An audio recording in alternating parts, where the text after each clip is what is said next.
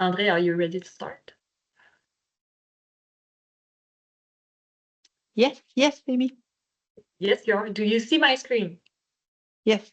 Okay. So thank you everybody for being here. So we are happy to be here with you for the next hour. It kind of became a tradition here to start the year with this webinar. So since 2023, we are doing the webinar, the indicators you should track for the next year. So thank you very much for being here with us.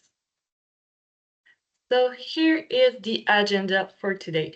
So first, my colleague and I will introduce ourselves and our organization, Cara HR. Then I will present what is coming next. So what is coming for our people analytics community for the next few weeks. Then we will talk about the HR dashboard. So what makes a good HR dashboard? Then we will talk about the challenges of 2025. So each year bring its own challenges and opportunities. So we will spend some minutes on the challenges you will see and probably live for the next year. And this is what will bring us to our selection of HR indicators for 2025. And we will end our meeting with a question period. So you have access to the chat. You can ask your question whenever you want. So that's not a big deal if you want to ask your question during the presentation, but we will answer them only at the end. So if it's good for you, we will start. First, who we are. So we are Cara HR. If you already came to our last webinar, you probably heard of Cara HR by the people of Syntel. So today I'm very glad to say that we have spread our wings and learned to fly, and we are officially Cara HR. So what does that mean? So it means that we are 9 persons fully dedicated to people analytics. So in our team, we have developers, we have data architects, we have data scientists, and a few experts in people analytics. And our mission is to help you with your people analytics initiatives. So we can help you by giving you and your team some training on people analytics. Sorry. We can help you by giving you coaching. We also have a data analysis services. So we want to make sure that your data is good enough. So if you can use it for your, well, if your data is good enough to use it for your analysis. And then we also have a survey solution, so you can cross-check active data from your employee and cross it with your passive data that you have in your HR systems. And finally, we have a people analytics solution that helps you create your own dashboard, analyze some situation, analyze some trends, and you also have a predictive model, so you can also see your flight risk and that kind of funny stuff. You can see on the left some of our clients. So those are organizations who are using our people analytics solution, so Cara Analytics. Then I want to introduce you to my colleagues. So as usual, here is the one and only André Laforge. So we have been working together for the last 9 years. She's very passionate about business intelligence and people intelligence, KPI, and human capital. She's a frequent guest speaker and lecturer, as well as a author of several articles and publications on the people analytics subject. She was also named one of the top HR analytics influencers in the world. So you have probably know her by the numerous blogs that she has written on people analytics or conferences that she held. Well, when it comes to HR data, indicator, HR dashboard, and people analytics, she is our reference here. So I'm very happy to have her here with me today. So thank you, Andre, for being here with me and being one of my 8 favorite colleagues. As for me, my name is Amy Ruel. I am a people analytics advisor. So what does that mean? It means that I have been helping organizations with their people analytics initiative for the last 9 years. So I've been specialized in HR benchmarking, so and help organizations to position their HR performance on the market. I am also an active contributor to the Cara HR blog. So this is the last step before we get started. So what's coming next? So first of all, you will receive this week a satisfaction survey. So it helps us getting better, first of all, and it helps us to decide what's going to be the next subject of our next webinar. So by answering our survey, you can decide what's going to be our next subject. So thank you for all answering it. Then next week, you will receive the PowerPoint presentation. So this PowerPoint, you will have it, and the recording, so you don't have to take notes, you don't have to take screenshots either, and you will have access to everything next week. Then our next activity will be held on February 18. So André and I will participate and attend to the next Summit de l'Innovation Tech RH in Montreal. So if you are familiar to the different HR tech event around the world, that is pretty much the same. So if you want to learn more about the HR technologies on the market, this event is for you. And finally, our next webinar will be held on March 25. The subject is how to create a good HR data culture in your organization. So if you want to subscribe, I will put the register link in the chat in a few minutes. So now we can get started. So the first step, we will do a quick stop by talking about your HR dashboards. And more specifically, what makes a good HR dashboard? So I would say that there are 4 main criteria that can make your HR dashboards a good one. So first of all, the indicators. So as we always say, the indicator must be in line with your organizational strategies. So in a few minutes, André will show you her selection for the next year. So you don't have to use them all. For example, if you're in the IT sector, if we present some health and security, health and safety indicators, it might not be important to you. So please don't put it on your dashboard. So stay focused and in line with your organizational priorities. Second, the data. So you have to be sure that you have a good data quality. So we have seen a lot of horrible and funny stuff during the last years. So if you have a poor quality data, then you won't be able to use them and to analyze them for your organization. So it will be a good idea if you are not sure to make a data quality audit. Then the third criteria is comparability. When you will present your dashboards and results, one of the first questions you will be asked is, well, is it good or not? So you need to be able to answer that question.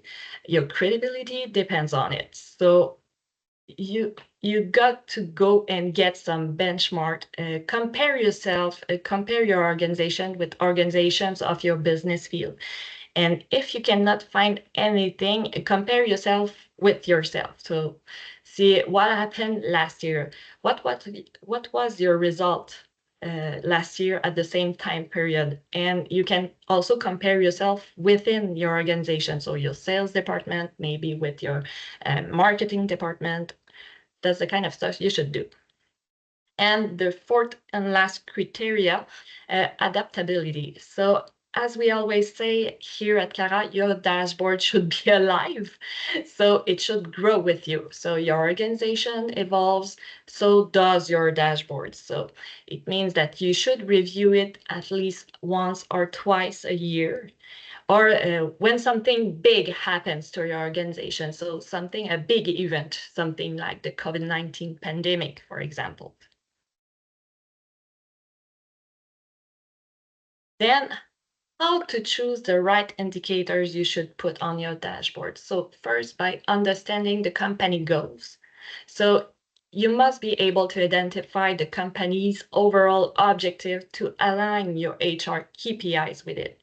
So your HR strategy should also be aligned with your company goals, but that's another story, okay? So stay focused and align your HR indicators to your HR, to your overall strategy objectives. Then consult with stakeholders. So you should involve the various players of your organization. So you should ask your top management if they have any specific needs. You should ask your HR manager, your managers of different departments, and even the employees can be able to help you to identify specific needs. Then you should identify key HR processes. So here, you need to identify the key HR processes that will directly contribute to the achievement of your organizational objectives. So is it the recruitment? Is it by training? Is it coaching? So how can you show that your HR team contributes to the reaching the objectives? That's what I want to say. Then define performance criteria. So here you must establish clear, measurable performance criteria for each HR process. So these criteria must be aligned with strategic objectives. So here are some examples. We want to reduce the time to hire by, 26 days. We want to increase the number of employees with a specific training by 25%. We would like to maintain a turnover rate below 20%, or we want to maintain an employee engagement rate above 80%. So that's the kind of thing you must define. And now, in 5, you can select the KPIs that are directly aligned to the HR processes that you have identified. So in summary, in step 4 is used to formulate concrete objectives for your teams. And on the other hand, on the step 5, it helps you choosing the specific indicators that will measure these objectives. So I hope that what I said helps you. Then in 6, assess feasibility of data collection. So you got to make sure that collecting the data that you need to measure the KPI is feasible. So some inaccessible or hard to get data can make your KPI ineffective. If it's negative, here's what you can do to receive the relevance of the indicator. So, or you can modify the indicator, you can maybe replace it with another one. That's the kind of stuff you can do. Then you have to establish a performance threshold. So for each KPI that you have chosen. So this will clearly identify when your performance is satisfactory or when you need to put some corrective action. So when corrective action is required. Then you have to regularly check the relevance of the KPIs over time. So if your organizational needs evolve, then the KPI should be evolving accordingly, okay? So you need to adjust them. Then 9, communicate and explain.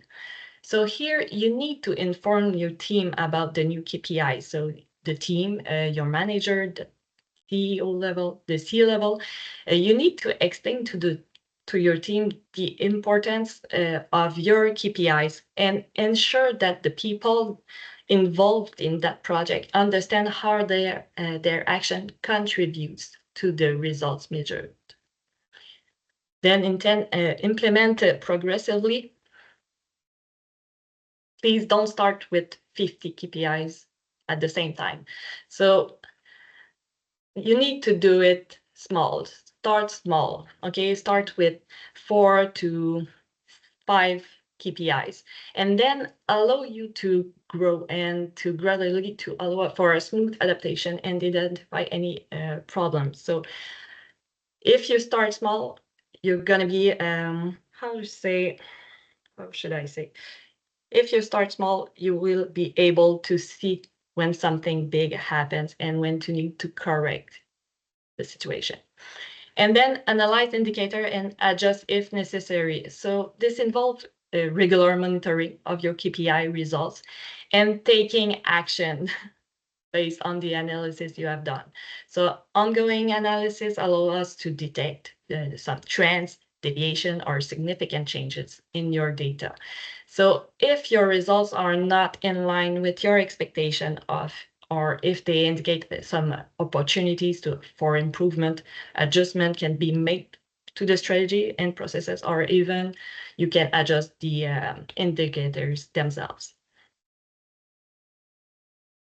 So that's it for me. Would you like to share your screen, André? Yes, I will share my screen. Okay. Hmm. And meanwhile, I'm going to put the register link in the chat for the next. Tell me, Amy, when you see my screen. It's Okay, so we are at the beginning. Okay, yeah. we are at the beginning. I'm sorry about that. I'm just trying to find my slide. Okay. So now we are going to look at the challenges of 2025. So, of course, there's probably other challenges that you are facing in your organization, but what I wanted to do today is give you my 5 challenges that I see coming. And also from those 5 challenges, I will give you 5 KPIs to follow. So the first challenges is linked to AI adoption. And according to a survey made by KPMG, 65% of US company frequently use AI tools such as ChatGPT to improve their business. So remember that fact, 65% of US company. But for Canada, the statistics that we have comes from Statistic Canada, and it indicates that in the second quarter of 2024, we only have 6.1% of companies using AI to produce goods or provide services. So there's a big difference between US and Canada. The sector that are most engaged in AI use were the information and cultural industry, professional, scientific, and technical services, and finance and insurance. For Quebec, we did not find any specific statistics, but according to a study made by le Conseil du Patronat in last December, many Quebec companies do not know where to start when it comes to integrating AI. So it's a big stuff is coming, and we are behind in Canada. So it's something you should keep on your radar. The second challenges is linked to EDI, equity, diversity, and inclusion. The importance of EDI within organization is undeniable. However, okay, recent trends indicate that some company, particularly in the US, are reevaluating or scaling back their EDI program. And often it's in response to economic pressure, but right now it's pressure coming from directly from the president of the United States. So here in Canada, we still believe in EDI program, and the commitment to EDI remains strong. However, challenges remain, particularly in times of economic uncertainty, because it's probably the place that the company will cut first. It's in the EDI program. However, there are several studies that show that EDI has a positive impact on performance. For example, an analysis by McKinsey reveals that companies that show high and cultural diversity in their management team are 36% more likely to outperform their competitors in terms of profitability. So there's no doubt in my mind that EDI is really important to help the performance of a company.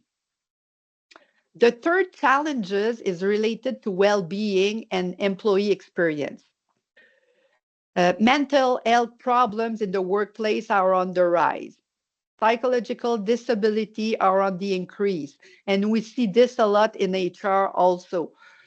The pandemic was difficult, and now we have other issues external to the organization that affect employees' health.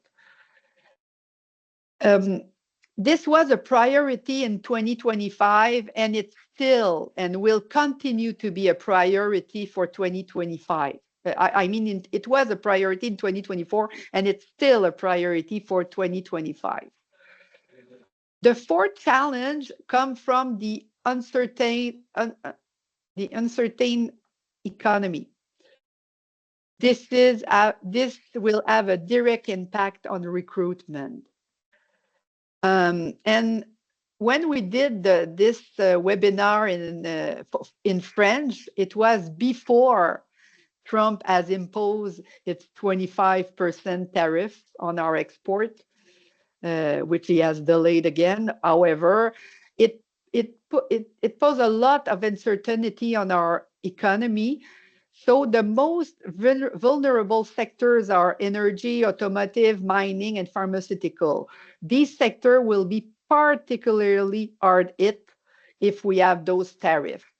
What it means to organizations in Canada and Quebec, they will likely have to control their costs, lay off employees, and completely rethink their recruitment strategy.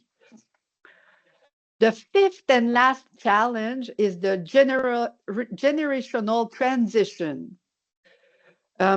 According to previous projection, around 1.4 million positions would need to be filled in the province of Quebec only by 2026. So imagine in the rest of Canada. And this is due mainly to the retirement of baby boomer and Gen X. And as of July 2023, for the first time, the millennial generation, those born between 81 and 96, accounted for more people in the Canadian population than the baby boomer generation. So we have really a generational transition in the job market. So those are my 5 challenges. Now, what are the indicators we have chosen to accurately target these various challenges? But before moving on to the 5 performance indicators, Amy said it earlier, it is important to remember that regularly reassessing the relevance of the indicator on your dashboard. It is essential. In the past, I would recommend to do it every 2 to 3 years. But now, with the pace of change accelerating, it is crucial to review your HR indicators more frequently. Indicators are not fixed over time.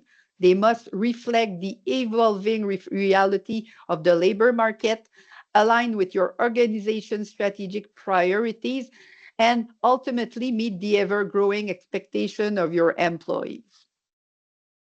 So now, this is a quote from an interview I gave to the CRHA. So what I say is, yesterday indicators may no longer be sufficient to meet today's needs, let alone anticipate those of tomorrow. That's why it's imperative to regularly review your dashboard to keep them relevant and strategic. So now, the first indicator I've chosen relate to the adoption of artificial intelligence. So the indicator is the utilization rate of free generative AI tool, like ChatGPT, for example. It will help you measure the proportion of your employees who use these tools in their professional day-to-day activity. How can you track this indicator? You simply need to conduct an anonymous employee survey. It could be as simple as asking, do you use ChatGPT in your work? Yes or no? If so, and if they say yes, you say how many times a week. You could also analyze support requests or logging to AI tools. Of course, you have to be held by IT to do that, and also if it's allowed by your privacy policy. I would recommend to do a quarterly follow-up to capture trends. So no more than a quarterly survey to do that. Maybe it's a once a year survey. And what's the purpose of this indicator apart from measuring AI adoption? It could help with innovation tracking by indicating to what extent your teams or employees are adopting new technology to improve efficiency. It could also help you with training planning because a low rate may indicate a need for training or a lack of awareness of the benefit of these tools. It could help with risk management because unsupervised use of free tools can lead to security or compliance risk. So what does that mean if you have a high utilization rate? It may bring confidentiality issues and leakage of sensitive data because free AI tools may not guarantee the confidentiality of data entered. It may also bring decline in critical thinking because any heavy reliance on these tools could limit human creativity or expertise. If you don't have a utilization policy, like I said earlier, it can bring security risk. It might be time to have an internal AI policy. What does that mean if you have a low utilization rate? It could mean that you'll risk to have technological lag. You could be overtaken by competition who adopt these technology. It could also mean a lack of efficiency because employees continue to use manual or obsolete processes. It could also mean that you need to plan more training on these tools and their benefits.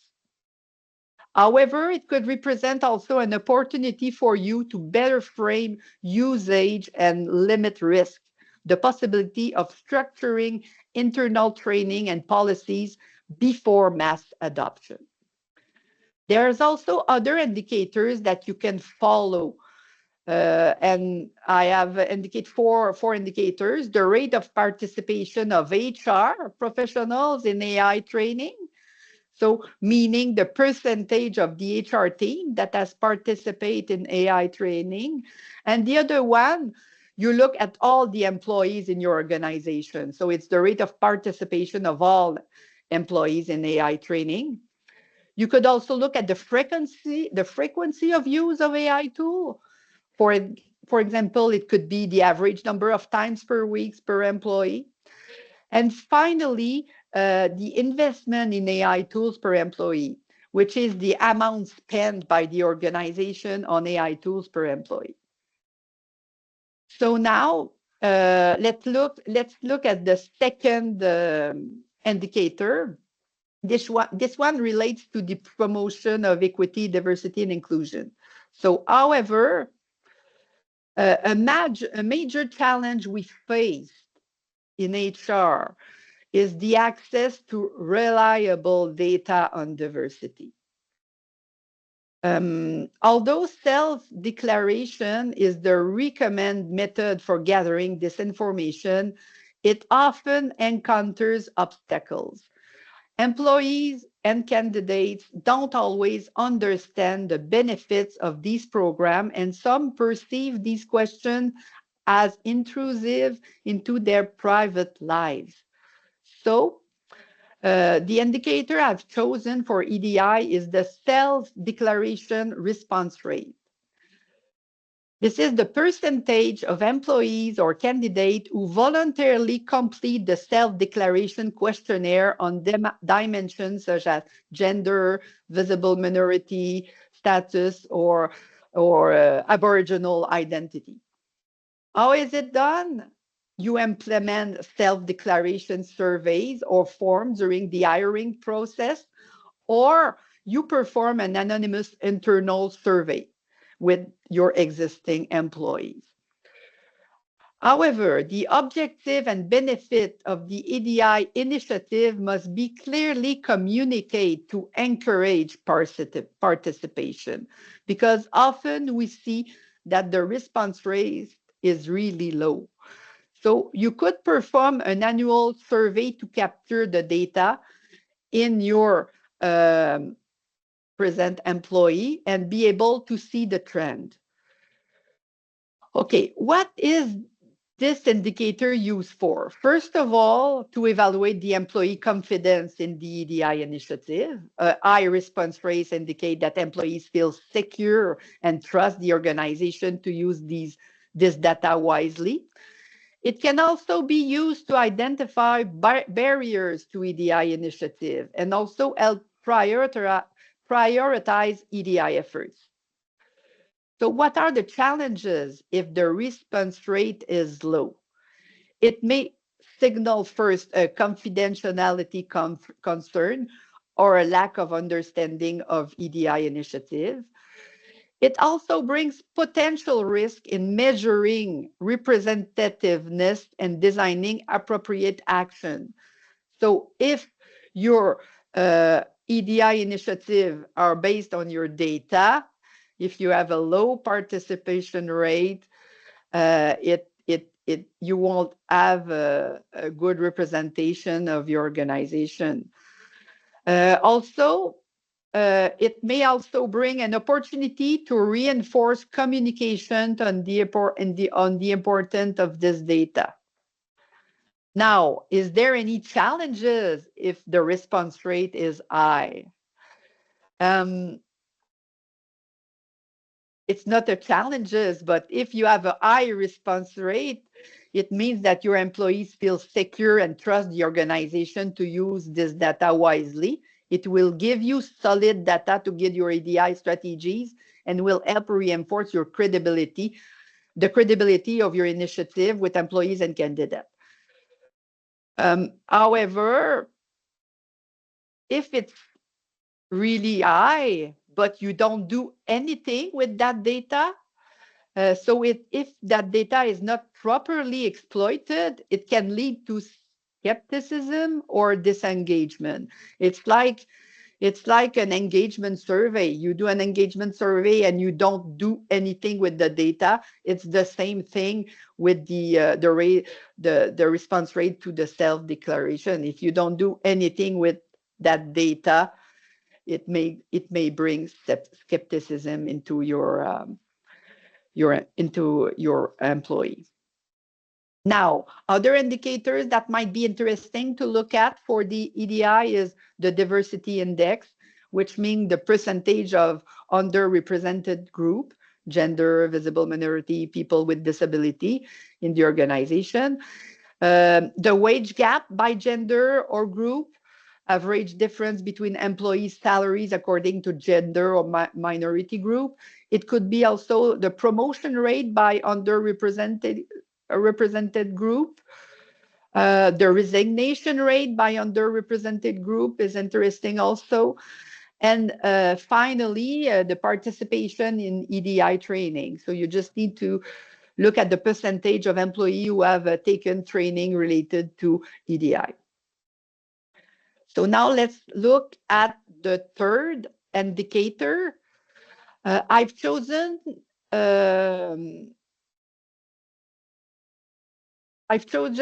workplace well-being, and it was there last year also, okay? It's a key issue for organization in 2025, and it was also a key issue in 2024. So employee with well-being is no longer just an HR concern. It has become a strategic pillar for attracting and retaining talent, for improving performance and building a resilient organizational structure. This is why I recommend tracking the percentage of employee on sick leave, which is the proportion of employee absent for medical reason expressed as a percentage of total employees.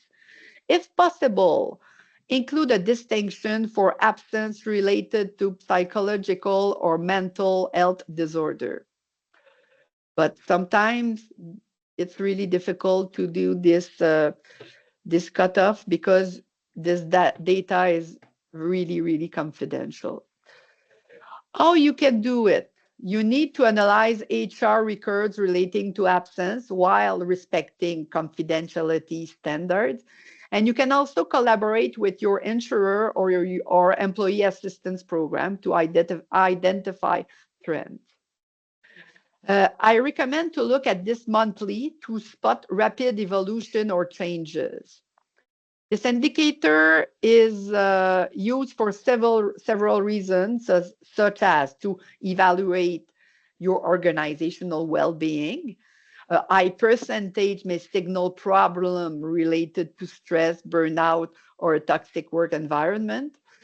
It's also good to help you identify priority, target preventive action in occupational health and safety, such as mental health program, flexibility, workload management. And it could also help improve productivity because reducing percentage of employee on sick leave may lead to improve overall performance and better talent retention. So what are the challenges if the percentage is high? It's the signal of an excessive workload or stressful organization climate. It could lead to reduced productivity due to frequent absence, and don't forget that it can be a predictor of turnover. What to do if the percentage is high? You could implement targeted initiatives such as stress management program, relaxation areas, health days. And you will also need to identify and address source of organizational stress. What to do if the percentage is low? You may pay attention to presenteeism, employee who come to work despite health problems, which also affect performance. It could also reflect a lack of trust in management or an absence, unfriendly environment, okay? So other indicator you may track to help you with workplace well-being, it's the employee satisfaction rate or even the employee engagement rate, results for an internal survey measuring general well-being, employee motivation and commitment.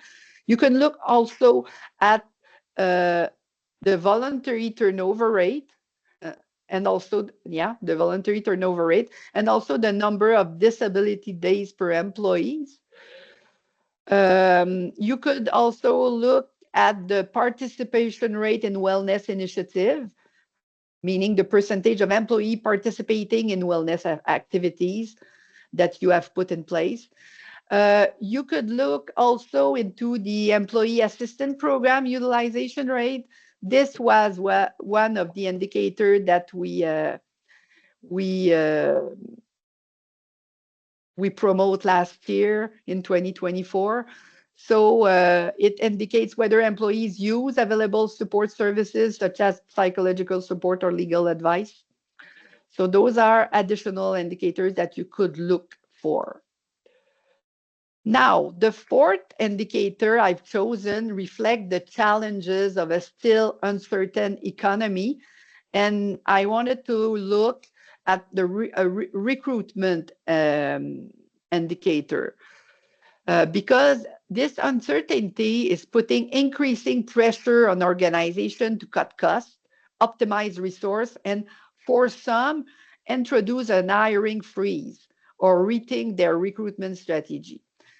In this context, an interesting indicator to track is the number of requisition for new positions that are open. This indicator that I see more and more on the dashboard of our customer offer a direct standpoint on the organization ability to meet its need while keeping cost under control. So what is the definition of this KPI? It's the total number of recruitment requisition for new position. Okay, so you only take the total the recruitment requisition for new position and not for replacement of existing position. How can you track it? You really need to identify clearly in your ATS whether the requisition is for a new position or for a replacement. Usually your ATS is able to do that. Okay. This indicator can be monitored on a monthly basis to detect change in organizational needs. What's the purpose of this indicator? The first thing is to help you understand whether the organization is focusing more on stabilizing resource or on growth. It also helps you with cost control and make sure that any open position is really budgeted. What the challenge is if the number is high? It means rapid increase in salary costs that may not be sustainable in an uncertain economic climate like we have right now. It could also mean a poorly planned or rushed recruitment, which could lead to selection error or duplication of skills. This could also indicate a phase of growth or organizational transformation. What's the challenge if the number is low? It can perhaps mean a work overload and have a negative impact on innovation because reducing hiring can limit the organization's ability to explore new projects or markets. It also brings certain opportunities such as boosting team efficiency by rethinking processes and looking more into in-house talent. And it helps prioritize critical position and optimize payroll costs. Other interesting indicator that could be used, the internal promotion rate, meaning the percentage of position filled by current employee of the organization, which also indicate if the rate is high, the effectiveness of your talent development strategies. The net hiring ratio, which is the number of external hires over the number of departure. If you have a net hiring ratio greater than 1, it means that you are growing as a company. And if it's lower than 1, it means that you are not in a growing mode, but more on a decreasing mode.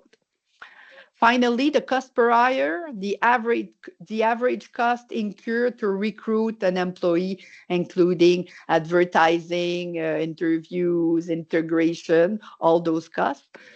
And it's useful to know your cost per hire usually because you can use your cost per hire to build your recruitment budget. Finally, my fifth indicator relate to the generational transformation that are defining the job market right now. We see a lot in the province of Quebec, but probably also in all North America. With the aging of the population and the gradual departure of baby boomers and Gen X, it means that Gen Y and Z now occupy a prominent place, which bring new perspectives, skills, and expectation. These transitions are not just challenges, of course. They also represent opportunities to rethink your organizational practices and better meet the needs of a more diverse and digital workforce. To track these transformations, a relevant indicator is the active generational ratio, which is the ratio between the number of employees for Gen Y, the millennial, and Z, compared to those from Generation X and baby boomer. How to track it? From your HRIS, you need to get access to the demographic data. Essentially, you need the employees' years of birth, and then classify employee by age bracket corresponding to the generation. This indicator can be monitored annually because You know, it's not an indicator that changes every month, so annually is enough. And you'll be able to assess the trend that way and adapt your strategies. What is this indicator used for? Monitoring intergenerational composition. It will help you understand the generational balance within your organization. It could also be useful for anticipating departure, meaning retirement. Okay. And it could also help you with the alignment of your HR strategies. What are the challenges if the ratio is high, meaning that you have more Y and Z than uh, X and baby boomer? So it means that you have a younger group of employee, which also means better adoption of digital technologies.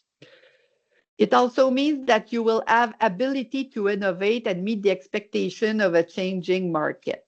However, there are certain risks, for example, loss of corporate knowledge if Gen X and baby boomer employees are not integrated into mentoring or knowledge transfer program.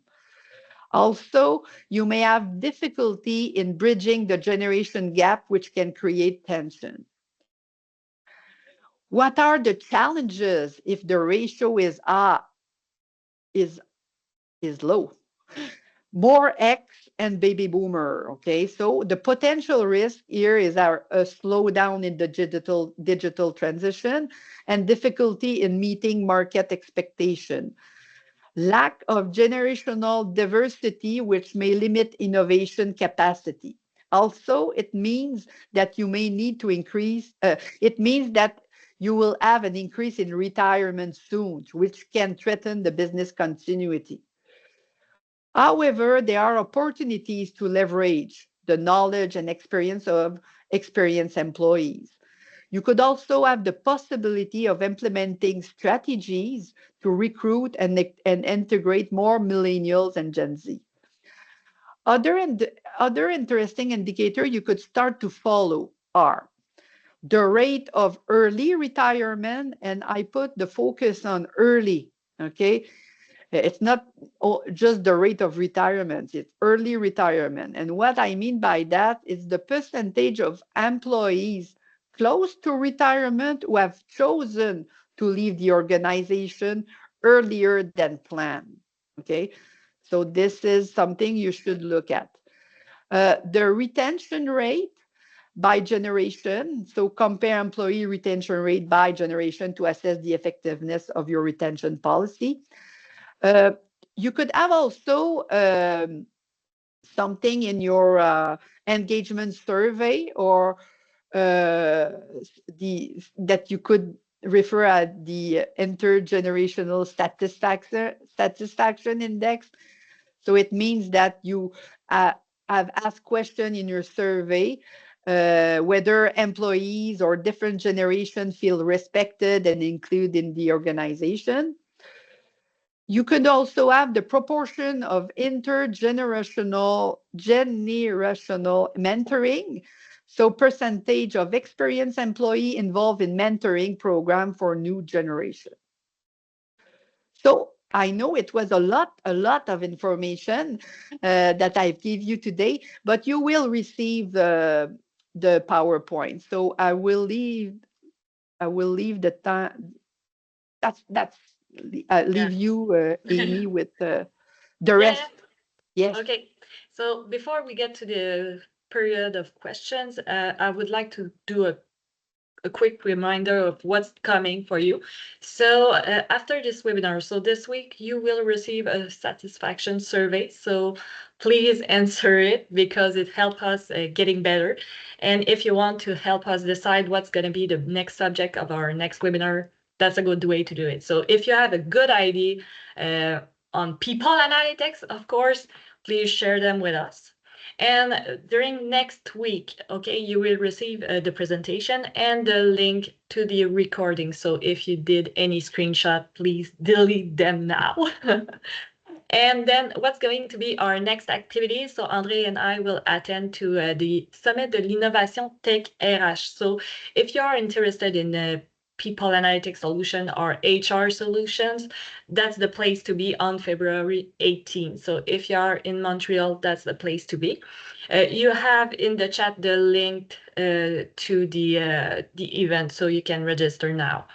And our next webinar will be held on March 25. You also have the link to register in the chat, and it's going to be on how to create a good HR data culture. So it's going to be on March 25 at noon. So please come and join us. And here we come, and here we can get to the question period. So if you have any question, that's the moment.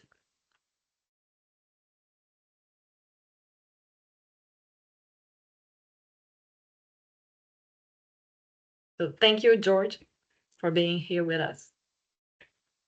But Amy, maybe you need to activate the mic. Yeah. It will help if they don't want to write their question in the chat. It's easier. Sure. Because usually we get question on, what's the formula for that, blah, blah, blah. So if you have any question, don't hesitate, it's time.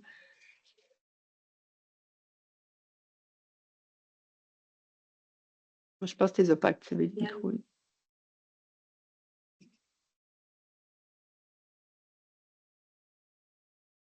So, okay. Yeah, you can open your mic and ask your question if you want to. Oh, do we have a question? No. No. Good. Thank you. So thank you very much for being with us today. And I hope we'll see you on February 18 or March 25.